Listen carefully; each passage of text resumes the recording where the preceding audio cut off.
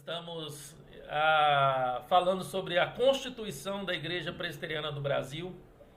Nós, como igreja, temos a nossa Constituição, temos o nosso manual de culto, temos o manual de liturgia, temos o manual de candidato, temos o manual... Você sabia, Roberto, que nós temos até manual de mídia? Ah, é? Eu acabei de ver isso aqui, que a gente tem até um manual de mídia, nossa igreja. Nós temos um aplicativo que você pode baixar tanto em iPhone quanto Android. Nesse aplicativo da IPB, ele tem uma aba escrito documentos. Nos documentos desse aplicativo tem todos os documentos da nossa igreja, até o jornal Brasil Presbiteriano. Sabia? Exatamente.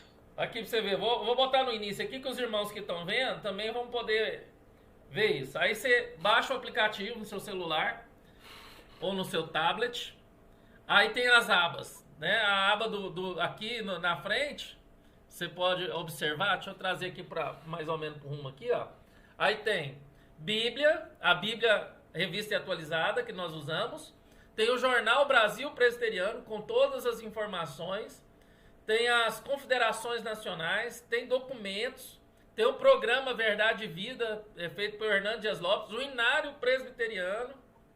Aí você tem a aba de documentos aqui, ó, e também você recebe todas as informações. Por exemplo, o reverendo Roberto Brasileiro estava com Covid em tratamento. Aqui estava sendo passado todas as informações, como o estado de saúde. Estado de saúde dele. Isso. Olha que interessante. Aí vem o boletim do reverendo Roberto Brasileiro, que estava internado com Covid. Aí vem apoio pastoral, tudo assim para pastor, esposa de pastor. Vem também os relatórios.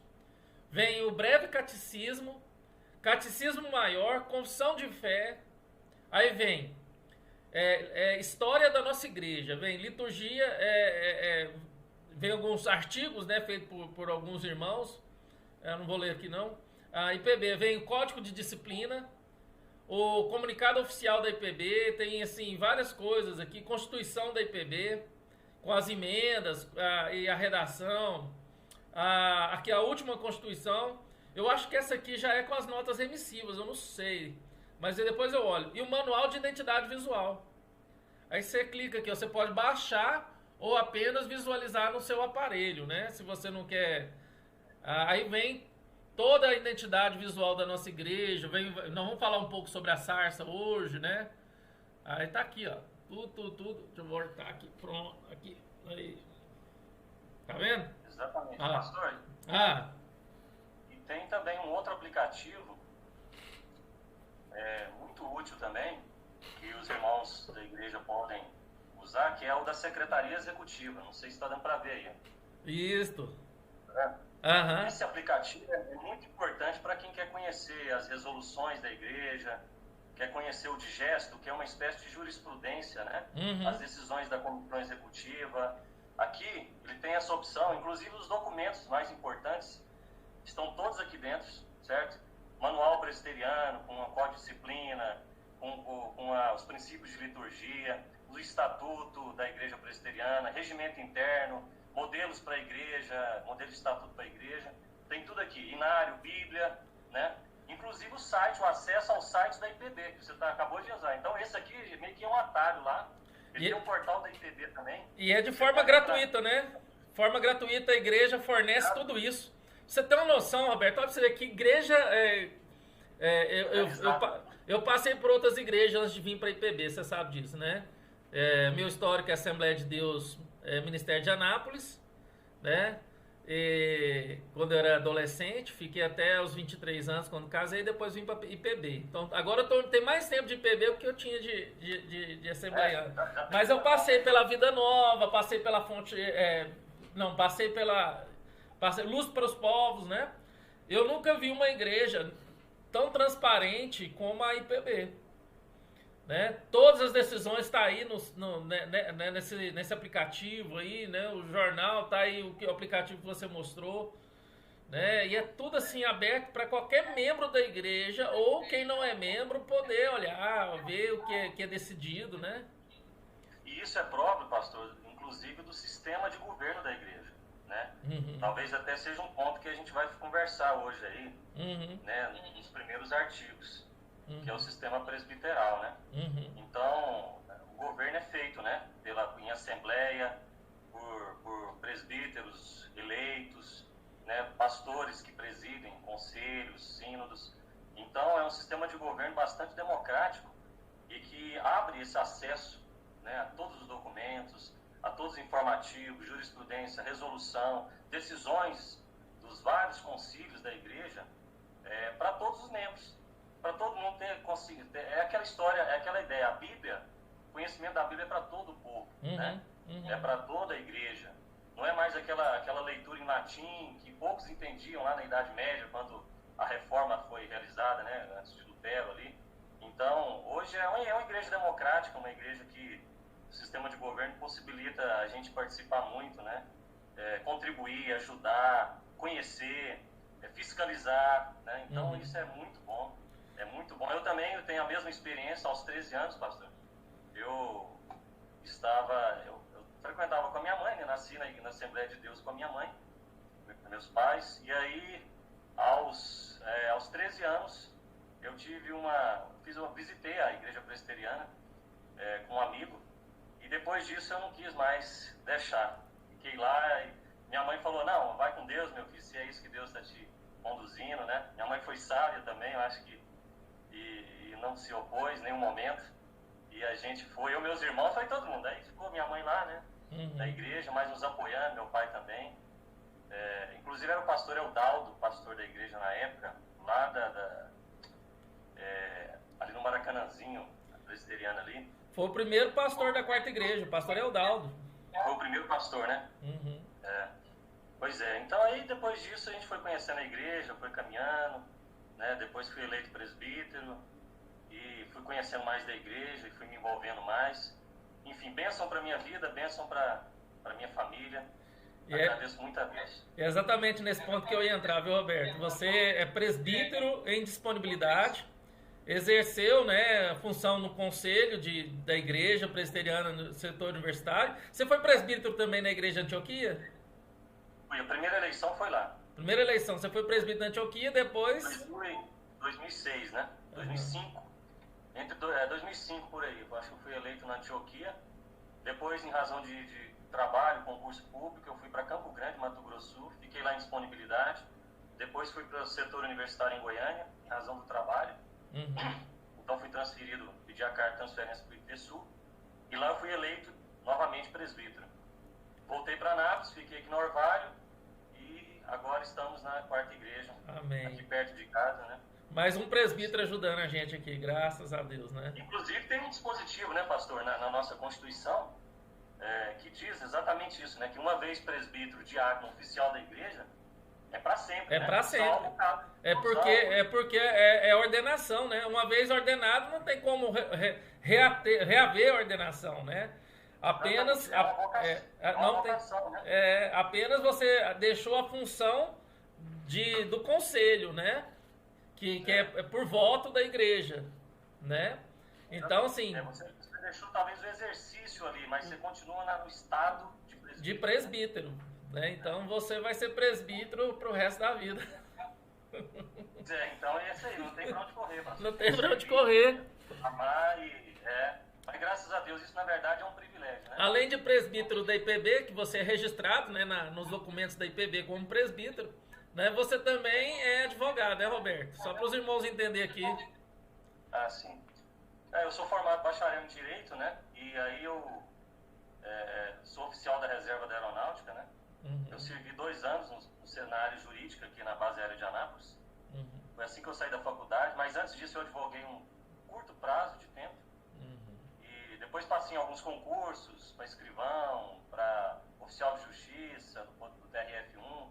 Depois passei para analista do Ministério Público da União, que é o cargo que eu exerço hoje, né? Então, assim, algumas experiências aqui, né? Eu estudei, fiz pós-graduação em Direito Penal, Processo Penal, Direito de Trabalho, Processo de Trabalho, em Direito Militar, pós-graduação em Globalização, Justiça e Segurança Humana, Direito Internacional, Direito Público Internacional, Direito Penal Internacional. Então, assim, fiz nesse tempo meu de trabalho, né? No Ministério Público Federal, depois agora no Ministério Público do Trabalho, eu tive essa oportunidade de me graduar, de me qualificar. E Deus tem sido muito bom, assim, né? Eu agradeço muito a Deus.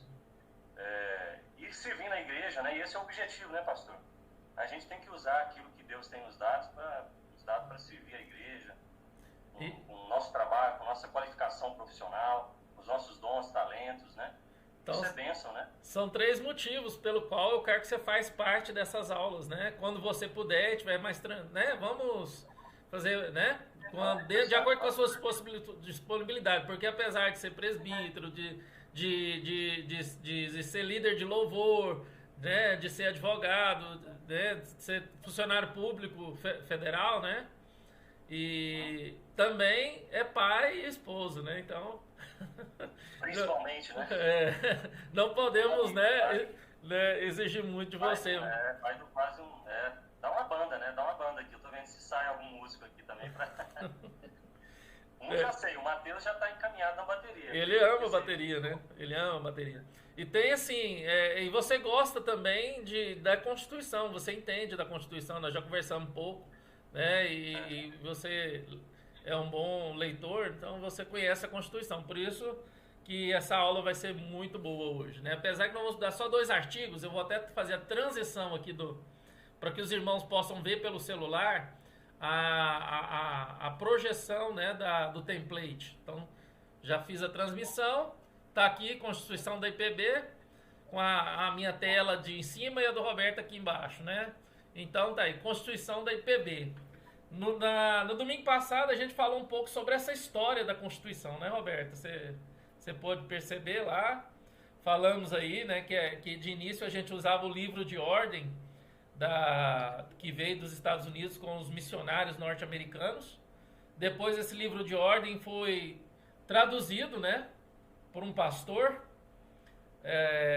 e ele foi usado até 1946. Depois, em 1946, nós tivemos uma constituinte e tivemos a nossa própria Constituição. E aí passou a ser, de fato, IPB, né? Igreja Presbiteriana do Brasil, com a nossa própria Constituição.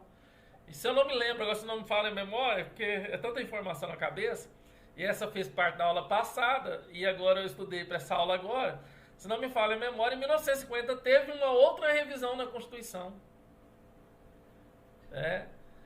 Nós tivemos uma Assembleia Constituinte, né, para reformar a Constituição vigente, que estava sobre, que ainda era o livro de ordem, né, e ainda ia fazer essa revisão, né, e aí foi delegado a Assembleia, né, os poderes necessários para reformar essa Constituição.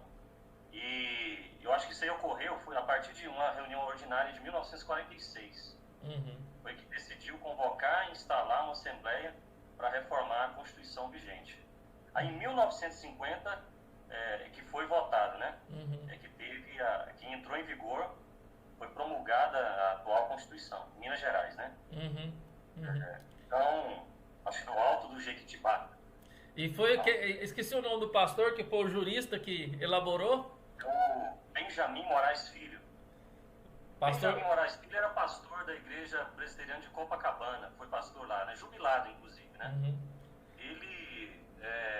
A Igreja Presbiteriana de Copacabana é uma igreja que nasceu das primeiras igrejas lá, na época de Ashbel em Simonton, né? Do trabalho de Ashbel e daqueles presbíteros e aqueles que foram, os primeiros foram ordenados quando nasceu a Igreja Presbiteriana do Rio de Janeiro. Aí teve várias congregações dessa igreja, e aí nasceu a Igreja Presbiteriana de Copacabana, que ela foi organizada a partir dessa primeira igreja.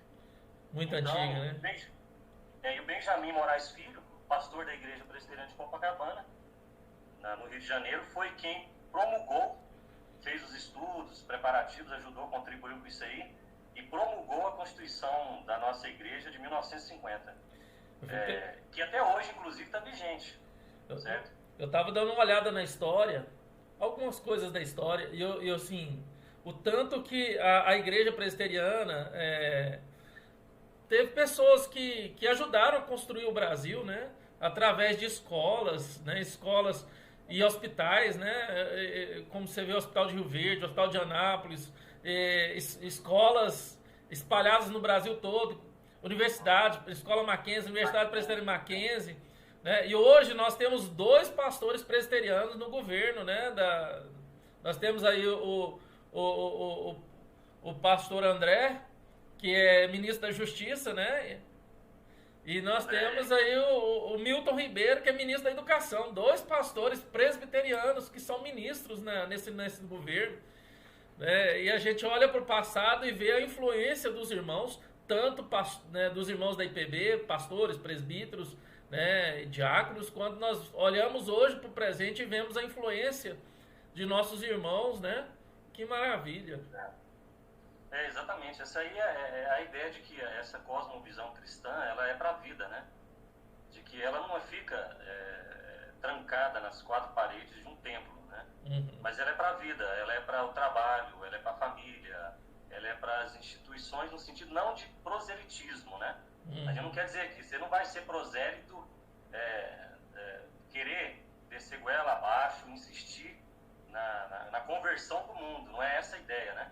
Apesar do evangelho, a pregação do evangelho e o método de alcançar pessoas é o evangelho, esse é o método, mas o nosso trabalho é viver, testemunhar o evangelho, né?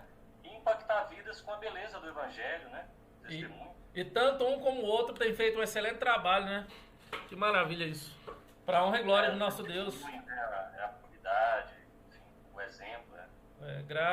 Graças a Deus. Roberto, vamos lá? Vamos ler o primeiro artigo aqui? Vamos lá, vamos ler.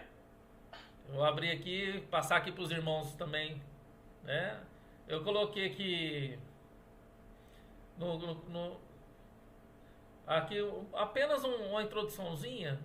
Tá assim: fé e os catecismos maior, fé e os catecismos, peraí. A confissão de fé e os catecismos maior e breve rege-se pela presente Constituição. Peraí, parece que está faltando algo aqui. Espera aí. Não, isso aí não é. Parece Volta lá na Constituição, abre o artigo primeiro. Eu coloquei aqui, mas parece que está faltando. Achei, aqui, pronto. Você está conseguindo enxergar aí? Tá aí. Não tô. Deixa eu ver se tem aqui uma aba aqui. Não, é porque eu não joguei para você não, mas está para os irmãos aqui. Então, consegui abrir aqui, os irmãos vão enxergar daqui. Aí eu vou ler aqui direitinho, aí você acompanha do seu. Vamos lá. Agora deu certo. Tá assim, artigo 1º. A Igreja Presbiteriana do Brasil é uma federação de igrejas locais que adota como única regra de fé e prática as Escrituras Sagradas do Antigo e Novo Testamento e como sistema expositivo de doutrina como sistema expositivo de doutrina e prática a sua confissão de fé e os catecismos maior e breve. Rege-se pela presente Constituição, é pessoa jurídica de acordo com as leis do Brasil, sempre representada civilmente pela sua comissão executiva e exerce o seu governo por meio de concílios e indivíduos regularmente instalados. Vamos falar sobre isso, Roberto? Primeira coisa aqui, eu acho que a gente também pode até mencionar, pastor, se eu quiser colocar aí, é o preâmbulo da Constituição, da nossa Constituição. Ele vai trazer todos os valores, todo o sistema de fé, de crença que a igreja adota. Então, se a gente abrir aí o preâmbulo, né, antes de a gente entrar aí, a gente vai ver que em nome do Pai, ele vai dizer como que foi formado, como que os representantes da igreja se reuniram no Supremo Concílio em 1950, com poderes para reformar a Constituição, investir de autoridade na legislatura de 46, depositando confiança em Deus, né? Não sei se está projetado aí. Depositando a confiança em Deus Altíssimo e tendo em vista a promoção da paz. E foi isso que foi falado, né? Na primeira aula. Eu falei sobre esse preâmbulo, exatamente. Que uma das razões que essa foi promulgada uma nova Constituição e foi feito um estudo de uma nova Constituição, em razão dos cismas que houve anteriormente, houve a necessidade de trazer a paz para a igreja. Isso foi bem falado, acho que na última aula, né? Então foi estudado uma Constituição que pudesse detalhar mais o sistema de organização da igreja, legislatura, enfim. E aí, sobre a bênção de Deus, vista a promoção da paz, disciplina, disciplina, nós temos um código de disciplina sobre isso, né? A unidade e edificação do povo de Cristo, elaboramos, decretamos e promulgamos para a glória de Deus a seguinte Constituição da Igreja Presbiteriana. A primeira coisa que tem que ser falada aqui, já juntando, já pensando no artigo 1º, pastor, é o seguinte, que a organização religiosa, a igreja, ela é diferente de qualquer outra associação que existe no direito, né? No estado, constituída sob o direito, sobre a lei de um país. Ela é uma organização diferenciada. Ela não se confunde com associações, com fundações, com sociedade empresarial. Ela, em primeiro lugar, ela é uma sociedade, é uma organização espiritual. Essa é a primeira coisa. Você pode ver que a Constituição da Igreja, diferente de uma... E aqui essa Constituição, quando a gente vai ler o Estatuto da Igreja Presbiteriana do Brasil, o Estatuto fala que a Igreja rege-se pela sua Constituição. Ele invoca essa Constituição aqui, certo? Dizendo, olha, todos os nossos valores, nossos princípios, nossa regra de fé e prática seguem exatamente isso. Ele faz menção ao artigo 1º da Constituição. Por quê? Porque uma igreja, uma sociedade, uma organização melhor religiosa, ela é formada primeiro por um aspecto transcendental e depois no aspecto imanente, jurídico, segundo as leis do país. Né? É claro que as leis do país protegem a organização da igreja. Direito de culto, direito de exercer a sua religião, direito de exercer sua fé, liberdade de consciência, de opinião. Esses aspectos são garantidos pela nossa Constituição, pelas nossas leis do nosso país. Mas, em primeiro lugar, antes dela vir à vida, nascer como pessoa jurídica, a Igreja Presbiteriana do Brasil, qualquer organização religiosa, primeiro ela nasce transcendentalmente, cujo cabeça é Cristo.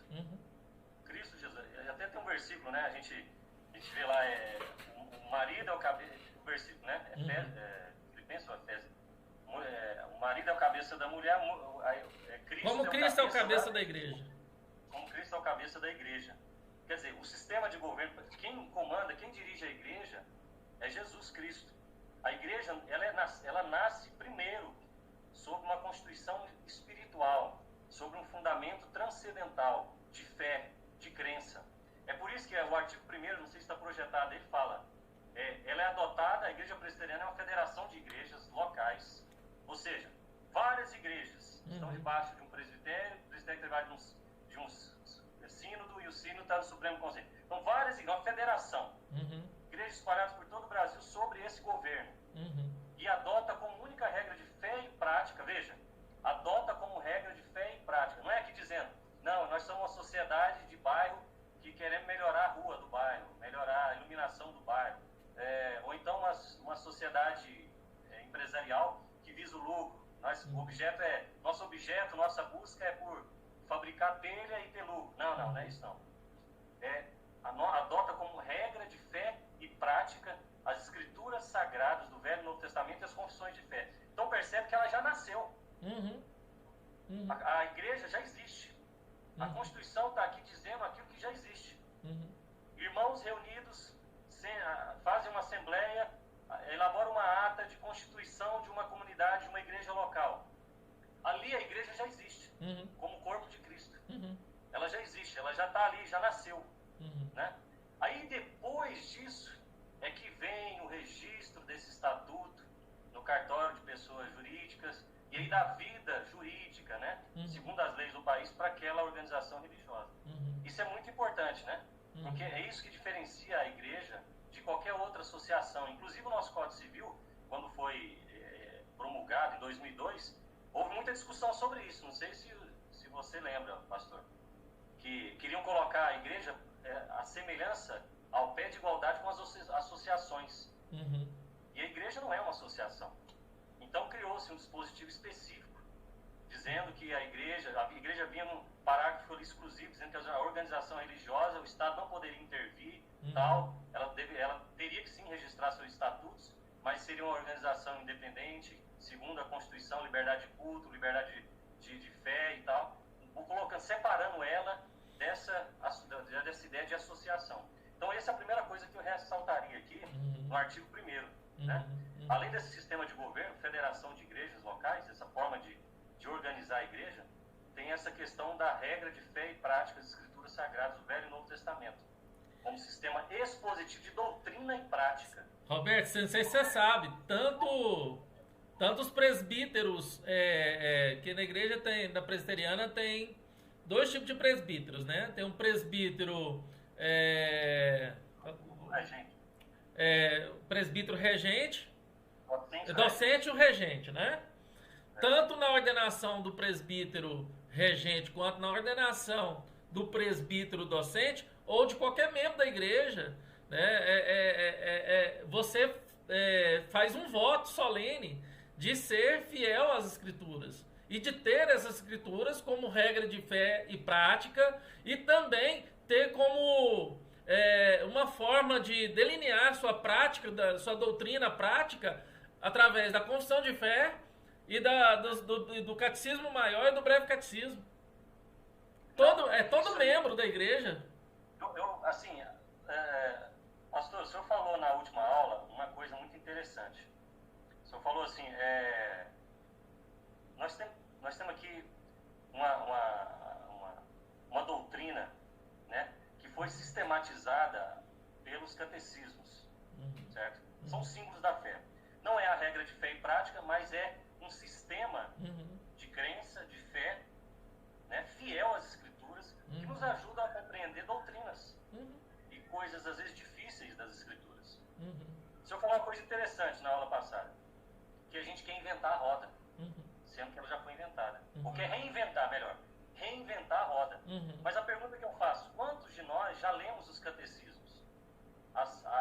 O breve catecismo, o catecismo maior, o catecismo de Westminster, para poder investigar e ver o que tem nesse documento, o que esse documento, o que ele contribui na sua vida cristã, na sua jornada como peregrino nessa terra, ele te ajuda a compreender as escrituras. Alguém já fez isso ou só criticou? Olha, eu uso o catecismo para ensinar meus filhos aqui. Todos os dias, sempre que nós evitamos falhar o máximo, mas nós abrimos e eu faço algum tipo de aplicação mais na idade deles. Eu tenho até um livrinho aqui que eu posso mostrar. Aqui, ó. Quem estiver vendo. Consegue ler daí? Deixa eu ver aqui. Deixa eu só mudar de tela aqui. Ah, tá.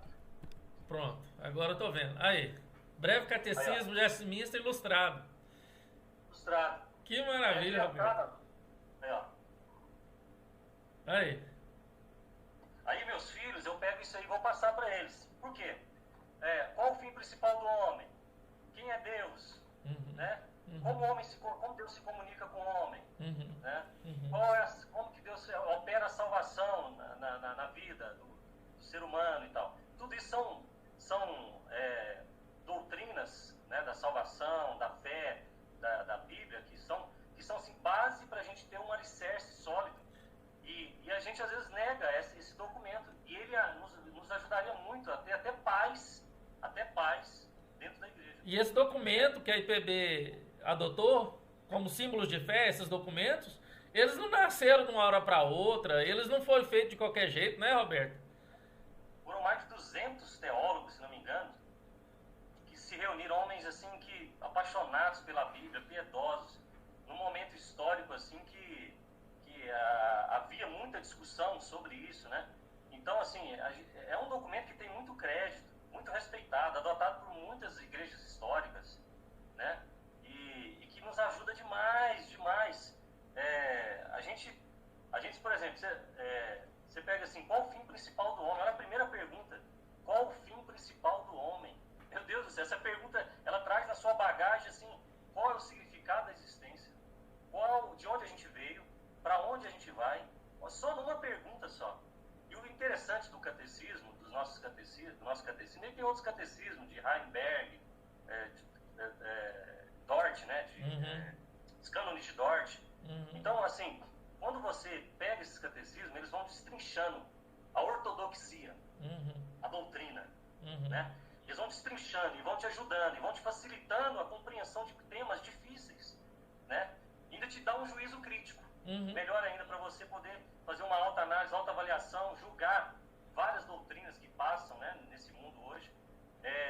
E outra, te revela esse sentido de viver, esse significado para você seguir a vida, né? E a gente vê uma unidade aí entre os irmãos, né, os teólogos, pelo Espírito Santo. Você vê 200 teólogos concordarem que aquele documento estaria perfeito dentro do arcabouço bíblico para trazer luz sobre certas questões que eram obscuras. Né? Que eram obscuras. E era indagado pela filosofia, principalmente da era iluminista. Pois é, como é que 200 homens sentam e concordam com a mesma coisa? É Deus, né? A ação do Espírito Santo, né? Hoje em dia, ainda mais hoje que a gente vê, naquela época, né, já existia muito discurso, muito debate, né? Como a gente viu, quando Lutero fixa as suas 95 teses ali, ele já está chamando para o debate. Era assim que fazia. Você chamava para o debate. Quando você apresenta alguma ideia dessas assim, doutrinária, dogmática, ortodoxa e tal, você cria debates. Então imagina essa discussão que gerou. Então isso é de Deus, né? A gente tem esse privilégio de ter esse documento e a gente tem que usar, a gente tem que aproveitar esse documento, usar mesmo, mastigar. E eu queria dizer uma coisa, que nesses documentos, eles trazem, em cada ponto que ele vai discutir, por exemplo, batismo, salvação, casamento, ele traz no rodapé de cada pergunta ou resposta, dentro do próprio catecismo, ele traz todos os versículos que ele se fundamenta. E não é só do Velho Testamento ou só do Novo, de ambos os testamentos, e vários versículos, uns confrontando o outro e sistematizando a resposta que se dá ali naquele. Então é um documento muito, muito bem elaborado, muito coerente com a palavra de Deus, né? Então, não há por que não usar, não desfrutar ao máximo, né? Usufruir o máximo desse documento. E está aqui na nossa Constituição, ó, né? Confissão de fé, ele tem sistema expositivo de doutrina prática, a sua confissão de fé, como sistema expositivo de doutrina e prática, a sua confissão de fé e os catecismos maior breve, e rege pela presente Constituição. Então, é um documento assim que eu gosto de usar, né?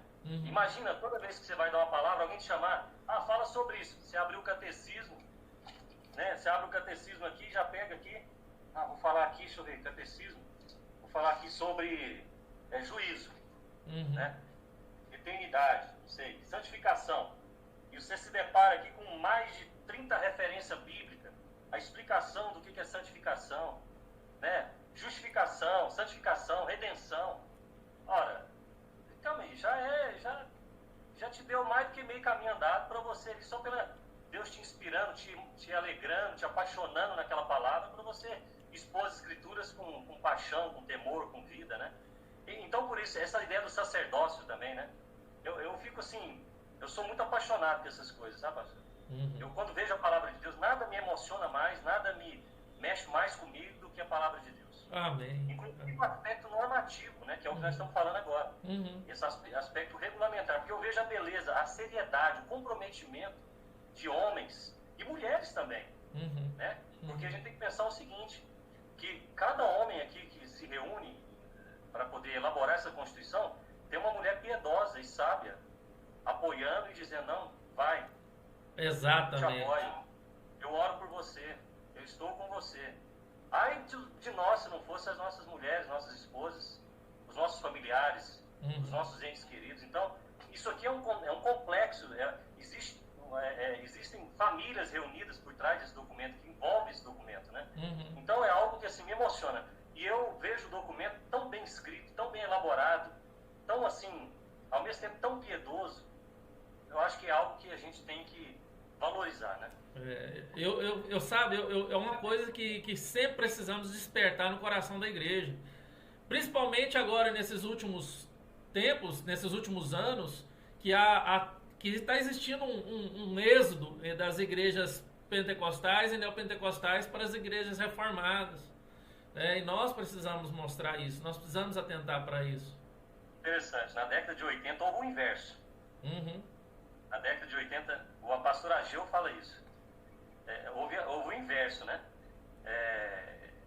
Houve uma migração para as igrejas pentecostais, esse movimento. Agora está vendo esse efeito, né? Então agora vem, inclusive, muitos seminários da Assembleia de Deus, né? Tem muitos pastores presbiterianos. A fé reformada mexe muito, né? Mexe muito. A doutrina reformada, né, das igrejas históricas, né? Mexe muito. Na verdade, gente, se você pegar a história, de onde essas outras igrejas elas saíram? Saíram dessa igreja inicial reformada. Você não tinha outra igreja, né? Houve ali alguns dissensos, algumas cisões. É aquela história, pequenas coisas, né, que não era para separar, que nos une, mas Deus sabe, né, das razões disso. Ele vai julgar os nossos corações sobre isso. Mas hoje volta, né, entendendo que essa fé reformada, ela é bela, ela nos conduz à palavra, à piedade, à obediência, a um temor assim maravilhoso. Outra, ela não anula a nossa mente. A fé reformada e os seus documentos, pelo menos quando a gente lê os documentos da Igreja Presbiteriana, ela incentiva a gente a pensar, e por isso a gente lembra de Romanos 12, né? Não vos conformeis a esse século, mas transformai-vos pela renovação da vossa mente. Boa, perfeita e agradável vontade de Deus, que é o vosso culto racional. Quando a gente nega a nossa razão, nós estamos no caminho totalmente oposto da fé.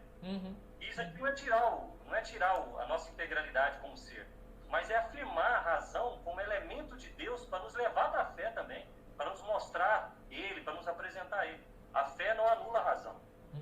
Né? Então, esse argumento científico, né, que fragmenta, a fé fica enclausurada no seu coração, dentro da sua casa, da sua igreja.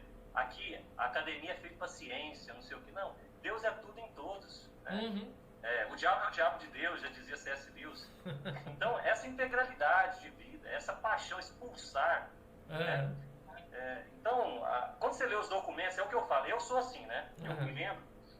Eu pego a Bíblia e vou lendo os versículos, depois leio os catecismos, vou pegando ali, vou ler os documentos da igreja. E isso me torna mais ainda apaixonado e próximo de Deus, sabe? Então, pelo menos eu tenho muito isso, né? Eu gosto muito de documento, de ler, de ver como foi elaborado, ver os artigos, né? Aqui a gente pode continuar aqui, ó. Rege-se pela presente Constituição, pastor. É pessoa jurídica, ponto e vírgula. É pessoa jurídica, né? De acordo com as leis do país, Brasil. Olha só, irmãos, eu não sei, pastor, se você quiser fazer alguma intervenção. Não, tranquilo. Eu acho que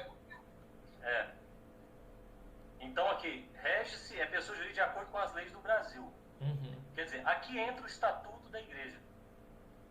Aqui entra o Estatuto da Igreja. Pelas leis do Brasil. Aí entra o artigo 43, se não me engano, do Código Civil, né, que fala que a organização religiosa vai reger pelo seu estatuto registrada no cartório de pessoa jurídica. O nascimento dela de direito se dá nesse momento. Faz uma ata, os irmãos reúnem e vão ali colocar tudo o que eles anseiam, né? A organização da igreja, em assembleias extraordinárias vão se reunir, vão escrever essa ata, vão fazer uma lista de presença, todo mundo ali vai assinar, vai pegar esses documentos que consta ali, inclusive na ata vai constar também o que eles acreditam, o que eles creem.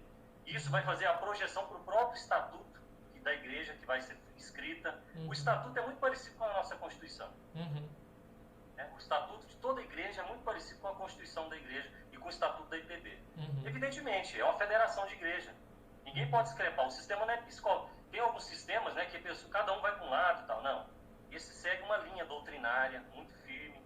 E aí pega esse estatuto, pega a lista de presença, pega a ata da Assembleia Geral Extraordinária, leva para o cartório de pessoa jurídica, registra isso lá. E ali nasce juridicamente, porque de direito, de fato, já existia, acidentalmente, uma igreja, lembra, né? Mas ali nasce a pessoa jurídica. E por que é importante, pastor? Eu vou fazer aqui o registro, e aí o senhor pode dirigir aí. Por que é importante? Porque a igreja também tem relações civis, tem relações fiscais com o Estado, tem relações civis com outras pessoas, com outras empresas, com negócios, tem propriedade, tem veículo, tem um pastor que tem a sua côngrua, tem sua aposentadoria. Ela precisa ter um CNPJ, ela vai registrar o CNPJ ali na Receita Federal, e a partir disso aí ela vai reger a vida civil, a igreja vai reger a sua vida civil com essa documentação. E quiser imunidade tributária. Hein, Roberto? É onde entra essa questão agora do pastor regente como membro de uma comissão executiva. A importância dessa... Por que essa comissão executiva? Para representar a igreja. Porque quem é que representa? Por exemplo, o Estado é representado pela Advocacia Geral da União, pelos seus procuradores, uma empresa é representada pelo seu diretor, presidente, né? Uma associação pelo presidente da associação, e a organização religiosa é representada pelo seu presidente ou pelo diretor, pelo nome que se dá, né? O pastor docente, que normalmente é o presidente do conselho, né? E aí ele, normalmente não, ele é o presidente do conselho. E aí ele vai representar, a comissão executiva representa o Supremo Conselho da Igreja Presbiteriana, na pessoa do Roberto Guilhermino, que é o presidente da comissão executiva. Então, e do Supremo Conselho. Então, aqui, a gente tem o pastor Camilo, então, é o que vai, quando chega a questão lá, ele vai lá, pega papelada, assina documento, né, e responde pela igreja no sentido de representar a igreja em todos os negócios que fizer. Construção, obra, pagamentos, né, tá representando. Os veículos, bens, representa, assim, eu... Na verdade, eu sou responsável por tudo isso, né? Na verdade, como se diz, como presidente do conselho, eu que vou prestar contas diante das leis pela igreja, né? Por tudo que a igreja tem. Igreja. Né? Mas a responsabilidade da igreja está circunscrita aos seus bens e patrimônio.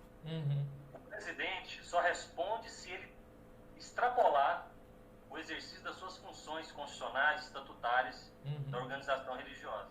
Se ele transcender isso, passar, por exemplo, agir de má fé, com dolo, né, com desvio de finalidade, dando destinação errada para recursos, tal, aí ele responde pessoalmente. Ele pode responder até pessoalmente nesse caso.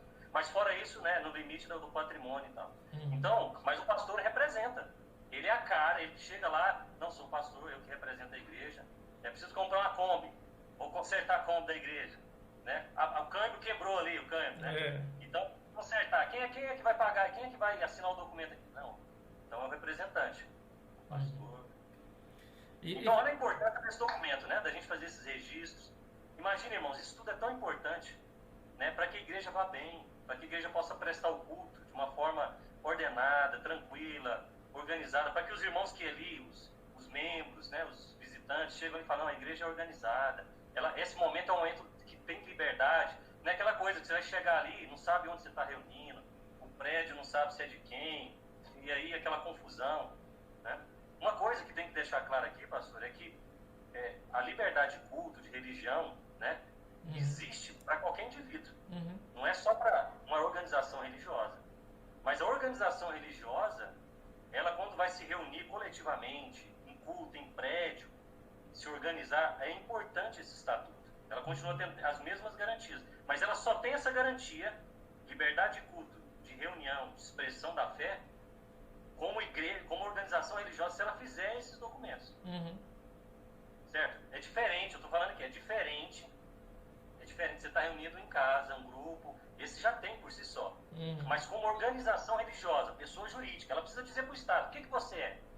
Não, eu sou uma organização oculta. Não, calma aí. O que vocês estão fazendo, então? Você quer ter liberdade, ter proteção do Estado, mas não sabe o que você está fazendo. Você defende o bem comum? Não, o nosso objeto não é esse. Então tem que ter é muito importante esse documento para, inclusive, apresentar para o Estado. Né? Agora, veja que legal. Mesmo naqueles lugares onde o país, a Constituição do país não dá liberdade de reunião, a igreja não deixa de existir. E é isso que a gente tem que sempre lembrar. A igreja se esconde subterrâneo, se reúne de forma secreta, né? E ela continua sendo igreja, mesmo sem esse documento.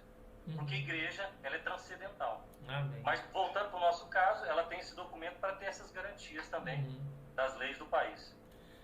E a comissão executiva que, por exemplo, há uma questão que nós precisamos abordar bem aqui na Constituição. Uma coisa é a comissão executiva. E outra coisa é o conselho da igreja. Porque dentro do conselho da igreja é formada a comissão da executiva. Por exemplo, a comissão executiva é presidente, vice-presidente, secretário, tesoureiro. por exemplo, eu preciso de... A comissão executiva é quatro em pessoas, e quatro, né, indivíduos. O conselho pode ser formado por 10 presbíteros, né? Mas a comissão executiva que vai representar a igreja civilmente é apenas presidente, né? Esses que podem assinar documentos, né? Por exemplo, um tesoureiro, né? De repente, tem ali a contabilidade, ele pode assinar cheques, né? De repente, documentos dessa natureza. Essa comissão executiva, ela tem em todos os concílios, né? Todas as igrejas, né? Agora sim, a igreja presbiteriana, por ser um sistema conciliar de governo, aí diferencia das demais que não são nesse aspecto agora. Não é só uma comissão executiva, mas é um conselho de pessoas que foram eleitas para representar a igreja tanto no quesito espiritual eclesiástico, quanto também na administrativa. Aí olha onde está a beleza da questão, né? Então a igreja, quando escolhe os seus representantes no conselho, né, sejam irmãos que vão ser ordenados ou sejam presbíteros já em disponibilidade, elas estão falando para esses irmãos: olha, você é a minha voz no conselho da igreja, você é a minha voz aí, né, civilmente. Então, que interessante isso. Exatamente, governados, né? Aqueles são governados e aqueles que governam. É o que difere a igreja presbiteriana de uma igreja batista ou de qualquer outra igreja que tem um sistema de governo episcopal. Né? O episcopal é aquele que tem um bispo. O bispo fala: pessoal, Assembleia de Deus, é um pastor, não vamos citar, não sei, só para ilustrar, né? Para entender, não é fazer nenhum tipo de juízo aqui, assim, de valor, mas universal do Reino de Deus, Assembleia de Deus. Quer dizer, o bispo falou, bateu o martelo, desce de cima para baixo, cumprindo igualzinho. Né? Aqui não, as igrejas têm certa autonomia. Certa não, tem uma ampla até autonomia, né? Elas decidem sobre o seu patrimônio, sobre suas finanças, né? Ela tem uma sua forma de gerir. E os irmãos da igreja em assembleia depositam essa confiança nesses oficiais, né? Presbíteros, pastores, para poder administrar bem isso tudo, né? Então é um sistema de governo muito bem montado, né? Muito bem bolado, para que não haja... E outra, pode cobrar, e tem que ter publicidade, tem que apresentar. Parece que agora vai ter uma reunião, né? Aí a igreja vai ter uma reunião ordinária. Extraordinária. Ordinária. Ordinária, Assembleia ordinária. Para apresentar as contas. Isso. Né? E o orçamento para 2021. Isso. Então, assim, poxa, é transparente, né? É algo que a nossa Constituição exige, ou determina que as igrejas, né, sob essa federação, tenham essa organização. Não é bagunçado. Não pode chegar e tal, não. Se organiza. Alguns criticam, né? Mas a igreja presbiteriana demora a abrir igreja, demora a abrir trabalho. Isso aqui não é. É uma igreja que cuida para que as coisas, quando você abrir uma igreja, uma comunidade, uma congregação, você já abre com uma certa alicerce para você trilhar. Enquanto isso, tem trabalhos pontuais acontecendo em casa, ponto de evangelização, de evangelismo. Está acontecendo, né? Está acontecendo. A coisa mais triste que eu vejo é você ver assim, às vezes, aqueles problemas que a gente vê, igreja fechando, é tão ruim, né? Tão triste. Fechar a igreja, é tão ruim. É bom quando a gente vê a igreja avançando, os irmãos trabalhando juntos e tal, animados, né? Entendendo, conhecendo a igreja, né? Sabendo que pertence a uma igreja que cuida, que trabalha pelo crescimento do reino de Deus. Então isso aí é maravilhoso, é engajamento de todos, né? E outra, a igreja presbiteriana, ela não é só a quarta igreja, ela são, quantas igrejas tem no Brasil? Tem esse dado aí? Eu sei que são 4.000 pastores, né? 4.500 pastores por aí. São 600 mil membros, comungantes, e não comungantes crianças, por exemplo, né? Imagina, o universo disso, você faz parte disso, meu irmão, minha irmã. Você está nesse universo todo de igreja. Onde você chegar no Brasil e dizer, eu pertenço a uma igreja presbiteriana, você vai ser bem-vindo. Você vai ser bem recebido. Eu viajei, fui para Belo Horizonte, eu passei em São Paulo, eu passei em Campo Grande, Mato Grosso do Sul, fui para Goiânia, em todos os lugares. Em razão do trabalho, que eu tive uma transferência, né? Fui transferido, por carta e tudo. todo lugar que eu cheguei fui muito bem recebido, eu e minha família, fomos muito bem acolhidos, nós fomos muito bem amados, cuidados mesmo pela igreja, servimos, fomos servidos, né? E, enfim, isso é o privilégio de você pertencer a uma instituição, igreja, né? que tem, uma instituição, tal, que cuida e tal.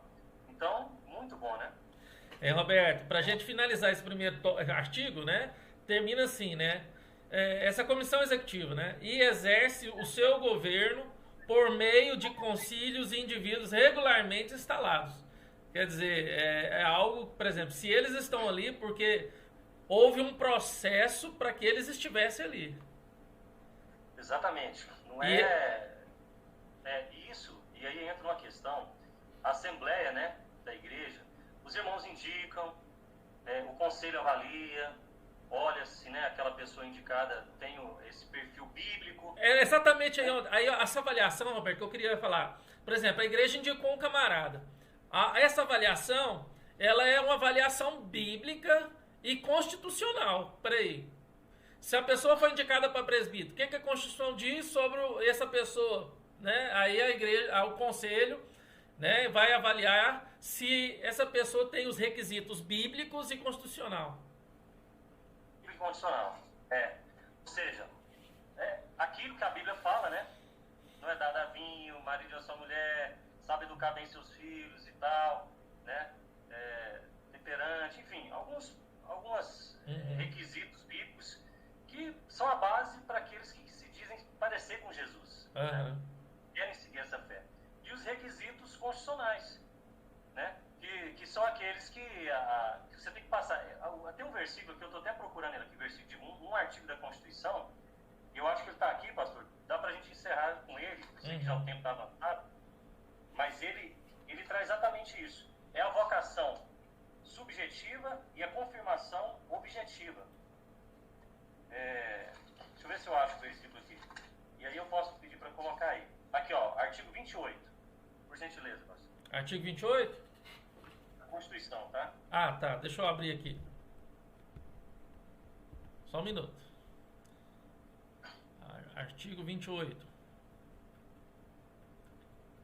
Espera aí que eu vou ver se eu coloco ele aqui para os irmãos. Eu acho que hoje não vai dar para trabalhar o segundo artigo, não. Vamos deixar esse segundo artigo para o domingo que vem, né, Alberto? Para não ficar uma aula muito extensa, né?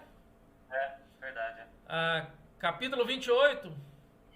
Artigo 28 da Constituição, tá? De qual capítulo? Capítulo 4. Lá no capítulo 4, só um minuto. Deixa eu abrir aqui, 28. Achou? Espera aí que eu achei aqui. Artigo 28. Espera aí. Artigo 28. Espera aí. Eu tô com um PDF aqui para facilitar. Deixa eu só ver onde eu me encaixei aqui. Artigo 47, 46. Estou chegando. Vou passar aqui mais rápido aqui. Artigo 28. Inclusive, nesse mesmo capítulo aí tem a natureza desses ofícios, né? Permanente. Pronto. 27. 28. Peraí. Por que o do 27 pulou pro 29? Peraí. Ah, não. Tá aqui. Tá 28. aqui. 28. Olha lá. Artigo 28. A admissão a qualquer ofício depende da vocação do Espírito Santo. Veja, vocação do Espírito Santo é o quê? É um requisito subjetivo. Deus chama, Deus comissiona, Deus qualifica, Deus prepara, né? Só que aí vem, qual é o segundo requisito? Que é objetivo. Reconhecida pela aprovação do povo de Deus. Tá vendo? Então você tem um requisito subjetivo, e objetivo, chamado interno, e tem um requisito objetivo, que é a confirmação pela aprovação do povo de Deus em assembleia. Né? E disso, na linha B do 28 segue-se a ordenação e investidura conforme a liturgia. Então, veja, há um requisito subjetivo e um requisito objetivo. A igreja tem que aprovar aquilo que a gente acha que a gente é vocacionado. Então, eu, Roberto, falar, eu tenho vocação para ser presbítero, estou me sentindo chamado. Ok. Pela Constituição da igreja, aí foi o que você falou, tem que ter os requisitos constitucionais. Qual é o requisito constitucional? Ser aprovado pela Assembleia da Igreja, pelo povo de Deus. Ser aprovado pelo povo de Deus. É igual também o candidato a pastor, né? Ele tem que passar pela igreja, se houver aprovação, por exemplo, se a gente vê que há um clamor por parte da igreja, que o candidato provou ser de fato vocacionado, aí é muito mais fácil. Mais fácil. E a gente não pode esquecer dos diáconos, a mesmíssima coisa. Né? Mesma ideia de vocação, de aprovação, de ordenação. Então, assim, enfim, a nossa Constituição nos ajuda muito, né, pastor? Exatamente. Roberto, então a gente finalizou hoje o primeiro artigo da Constituição. Para não ficar uma aula muito extensa, aí vamos dividir em duas. Na semana que vem vamos falar sobre o segundo artigo, se você puder. O segundo artigo é: a Igreja Presbiteriana do Brasil tem por fim prestar culto a Deus em espírito e verdade, pregar o Evangelho, batizar os conversos, seus filhos menores. E aqui também tem muita coisa para se falar aqui, né? Temos que falar de batismo, temos que falar, né, de culto. Vamos deixar então essa parte aqui para a próxima aula? Ok, vamos orar, né? Vamos orar. Você faz essa oração para a gente terminar?